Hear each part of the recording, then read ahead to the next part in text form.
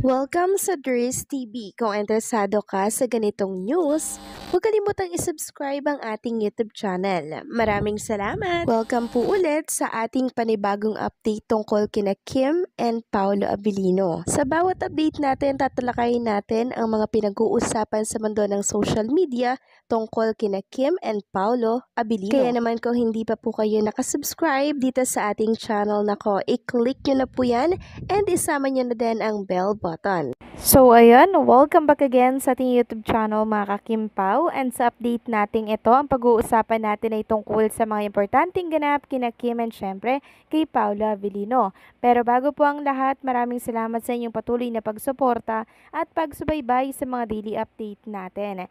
Kaya naman bilang pasasalamat, narito po ang mga napili nating komento patungkol yan sa naging previous update natin. Unang komento mula po ito kay Ginang Violeta Mendoza. Sabi niya, miski magpakasal pa sila, susuporta pa rin namin sila. Hindi gaya ng ibang artista nang mag-asawa na ay kulimlim na ang career nila. Ako'y naniniwalang hindi mangyayari yan sa Kim Pao. Dahil kami mga supporter nila, hindi kami magbabago ng pag-supporter sa kanila.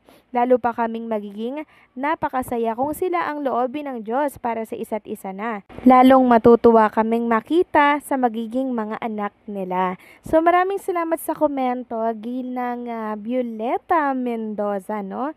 So yes, sana nga po ay hindi matulad si Kim and Paolo Abilino sa ibang mga artista na pag nagpakasal po ay lumalamya na din po ang kanilang mga karera. Kasi syempre nakapokus na sila sa pag-build ng kanilang pamilya, and syempre nawawala yung focus nila sa showbiz. So possible na ganun yung mangyari kay Kim and Paolo Abilino pag nag-focus na sila sa pagpapamilya, 'di ba? Kasi yun yung aatupagin nila muna kasi tapos na sila sa showbiz. Pero nakakatuwa lang pong marinig sa inyo na kahit na mag-asawa pa sila mga kakimpaw, ay patuloy pa rin kayong hahanga at susuporta kina Kim and Paolo Abilino. And hopefully nga po mga kakimpaw ay maabutan pa po ng mga oldies, mga seniors natin, yung mga magiging anak ni Kim and Paolo Abilino in the future, 'di ba? Hindi naman masama 'yon kasi nakikita naman natin kay Kim and Paolo Abilino yung deep relationship nila para po sa isa't isa. 'Di ba? Ramdam natin na talagang yung relationship nila, mga kakimpaw, ay patuloy po na lumalalim sa paglipas po ng panahon. Kaya ipag-pray na lang natin mga kakimpaw yung strong relationship nila, and sana ay mapagtagumpayan nila yung mga pagsubok na pwedeng dumaan sa relasyon nilang dalawa. So maraming salamat sa komento, Ginang Violeta Mendoza. God bless po sa inyo and mabuhay kayo. At ang pangalawang komento naman ay mula naman po kay Ginang Merlinda Derpo. Sabi niya, "Hi Miss Ders, matagal na akong nanonood ng vlog mo, pero ngayon lang ako nag-comment. Natutuwa ako sa mga content mo kahit medyo negative minsan ang caption, pero okay lang. Pag natapos, positive naman ang ending. Magandang way mo ng pag-vlog kasi may sistema at hindi mabagal ang pacing. May effort kung baga. Yung iba kasi halatang binabagalan para lang maitawid yung ginagawa nila. Sana ipagpatuloy mo lang ang ginagawa mo at pagsuporta sa idol natin. I love Kim Pao very much at hindi matitibagyan ng mga bashers at ng kung anumang mga negative issues na binabato sa kanila. May sarili kasi akong pananaw at hindi nagpapapekto sa mga negative comment. Ipinaglalaban ko ang Kim Pao." Maraming salamat po sa napakagandang komento at syempre sa pag-appreciate po ng aking mga update tungkol kay Kim and Paolo Abilino. Huwag po kayong mag-alala dahil hindi po tayo titigil sa paghahatid ng balita tungkol kay Kim and Paolo Abilino, lalo na ngayon at meron silang bagong series na The Alibay, 'di ba?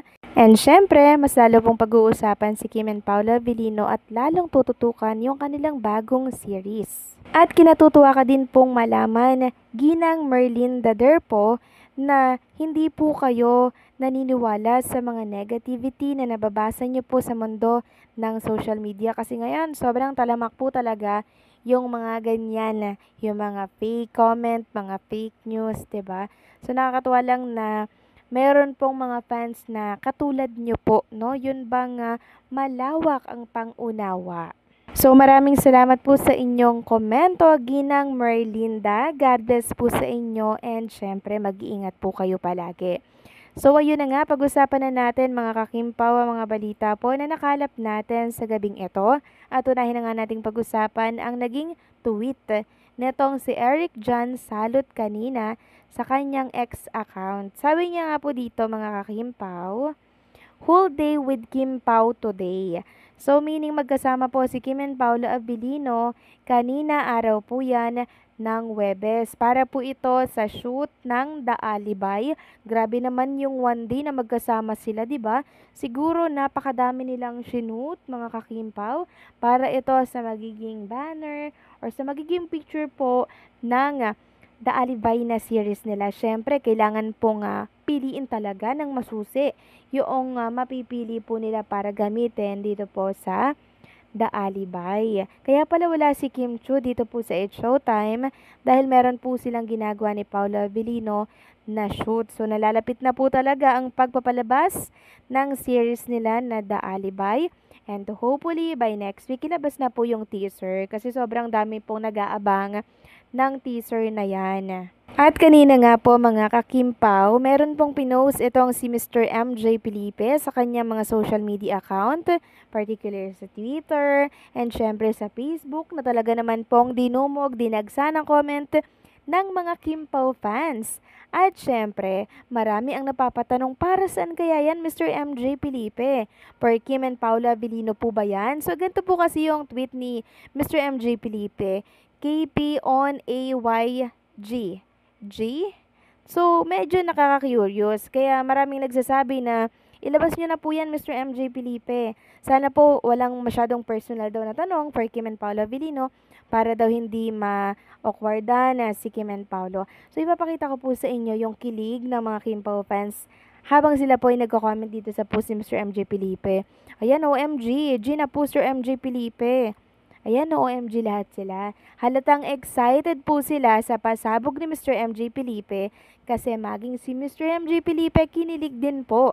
So, Kim Pao siguro yung tinutukoy niya dito kasi yung una pong letter ay KP which is tumutukoy kay Kim and Paolo Abilino, 'di ba? So, meron na naman tayong dapat abangan ba kay Mr. MJ Felipe? Nako, mukhang kikiligin na naman ng sobra-sobra itong mga Kim Pao fans, no?